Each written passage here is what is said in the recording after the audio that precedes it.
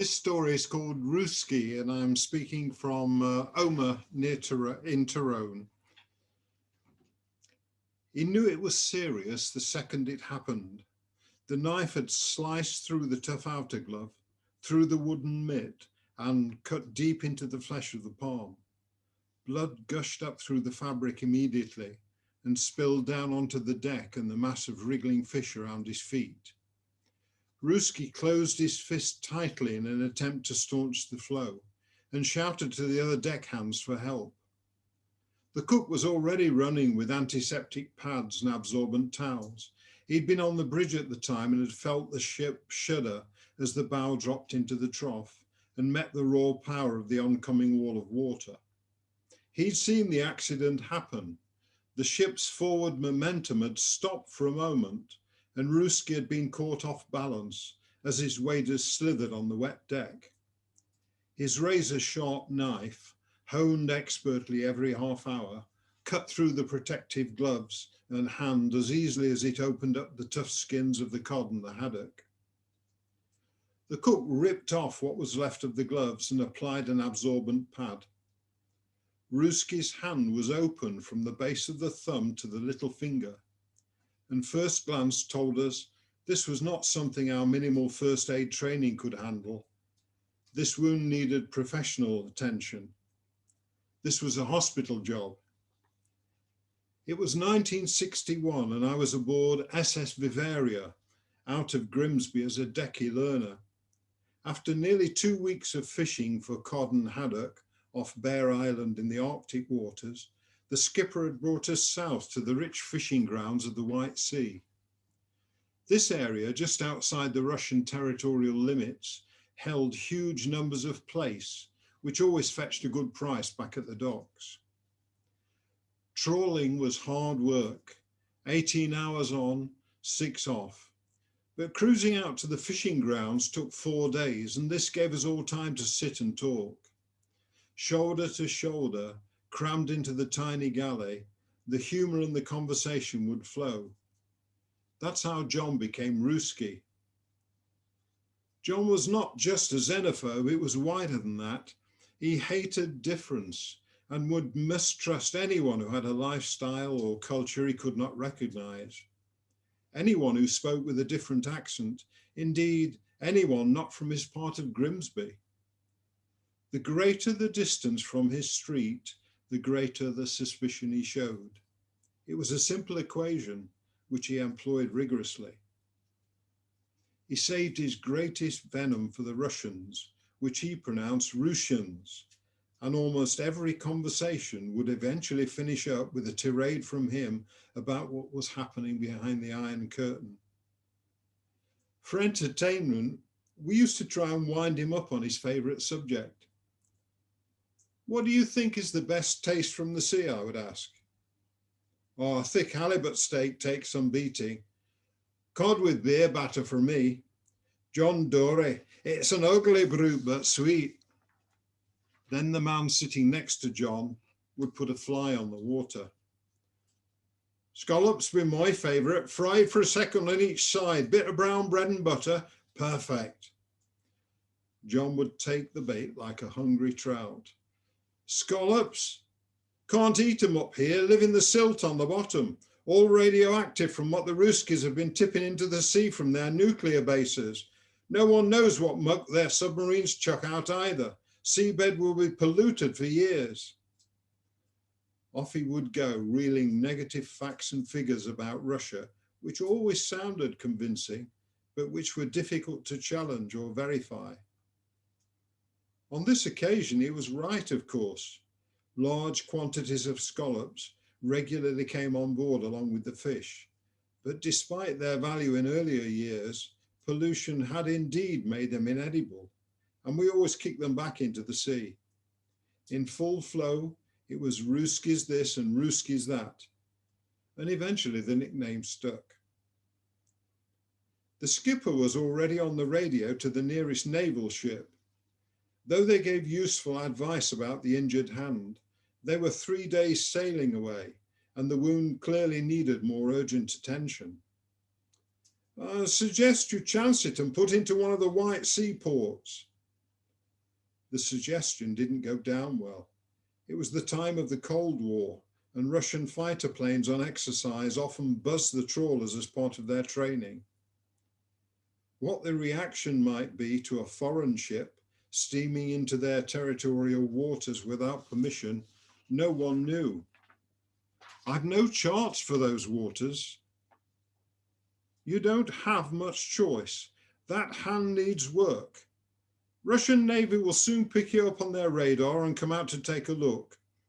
Sorry we can't be of more help. Good luck. The trawl net was winched aboard, otter boards and weights secured, and we headed in towards the Russian coast. Blood still seeped through the dressing on the injured hand, and Ruski had gone very pale. Why are we heading this way, Skipper? Navy's too far away. We'll put into one of the Russian ports. They'll get you sorted. Ruski seemed to shrink further on hearing this news. The Soviet patrol boat came up fast, and soon the whine of her twin engines and the rhythmic slapping of her hull on the waves could be heard as she approached. In a dangerous but showy maneuver, she cut close across the bows of our ship, curved round, leaving a huge wake, then reduced speed to come alongside. The hammer and the sickle at the stern confirmed her lineage. 2 officers looked out from the bridge, and the other sailors manned the armaments. She was graceful, but threatening as she lolled in the swell. One of the officers came on deck and began to shout through a loud hailer. His words were unintelligible. Talk to him, Bob. Talk to him, Bob, the skipper said, handing me a loud hailer. You speak languages, don't you? French and German, no Russian. Try him anyway. For 5 minutes or so, we shouted at one another across the green divide. The wind instantly took away our words, and even with a common language, any chance of understanding was remote. The second officer, looking through binoculars, seemed to notice Ruski's bandaged hand. He gave a command and the patrol boat edged forward. What did he say? What did he say? The skipper asked, without his usual authority and certainty. Follow him, I said with fingers crossed.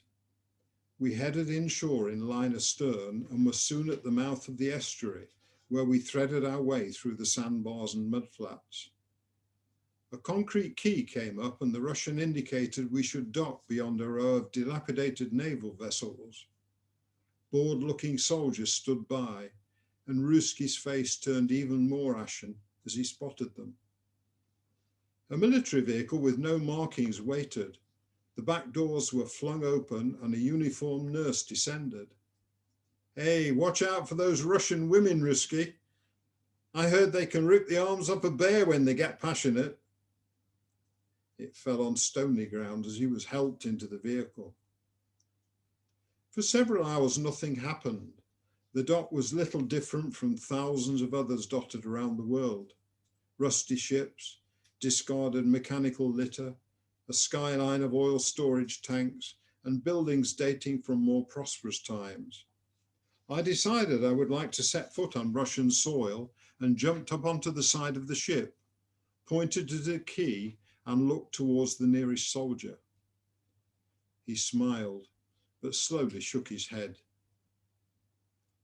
When the ambulance finally returned, Ruski's arm was in a sling and his injured hand had been splayed in a frame and expertly bandaged.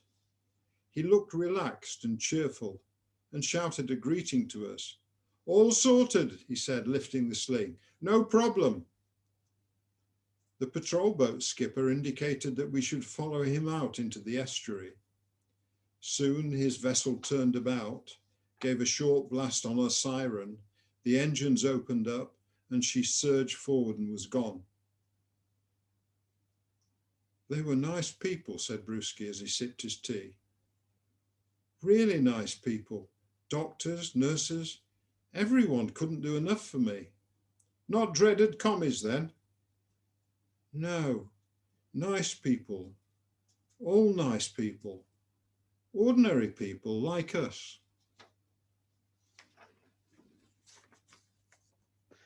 Thank you so much, Bob. What a fantastic story. You can see it all so brilliantly. Thank you.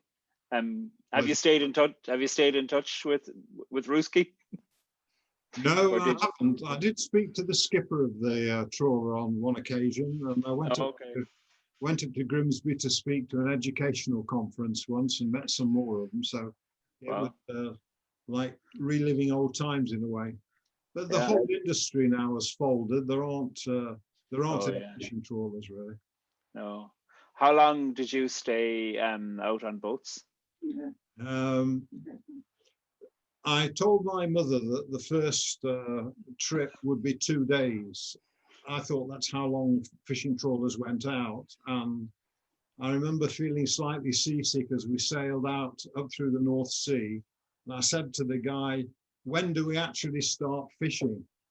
And he said, oh, not for 4 or 5 days. Oh, And I said, how long are we on this thing for? And he said, 2.5 weeks minimum.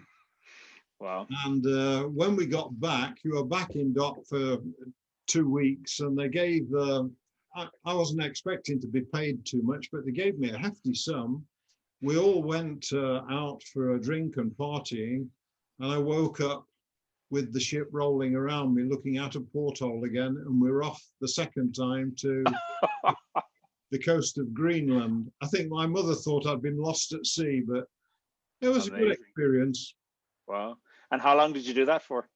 Oh, just those 2 trips, that was enough.